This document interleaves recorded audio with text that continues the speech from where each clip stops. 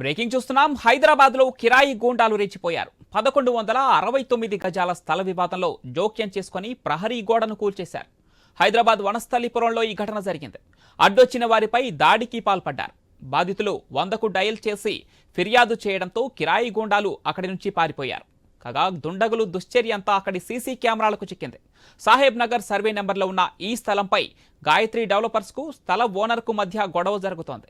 కిరాయి గూండాలు రావడంతో ఒక్కసారిగా ఉద్రిక్తతకు దారితీసింది. పోలీసులు దర్యాప్తు చేస్తున్నారు.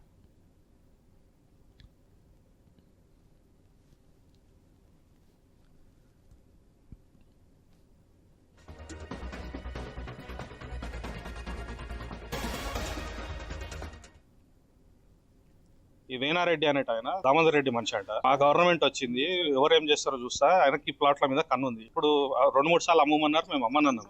అమ్ముదాం అంటే మేము అమ్మనన్నాం. అది గాయత్రి డెవలపర్స్ లో పార్ట్నర్ ఆయన. మేము అమ్మనన్నాం. అమ్మకపోతే తక్కువ రేట్ కి కావాలని అడిగిండు. 2-3 సార్లు ఇవ్వలేదు. తర్వాత నాకు ఆ పాత డాక్యుమెంట్ ఉంది, నేను చేస్తా, కబ్జా చేస్తా, ఎవరు వస్తారో చేస్తా, మా కాంగ్రెస్ గవర్నమెంట్ ఉంది, సీఎం మా మనిషి, రేవంత్ రెడ్డి మా మనిషి, మీరు ఏం చేసుకుంటారో చేసుకోరని చాలా సార్లు థ్రెట్ చేశాడు. చాలా మంది దగ్గరికి, చాలా పెద్ద పెద్ద వాళ్ళ దగ్గరికి.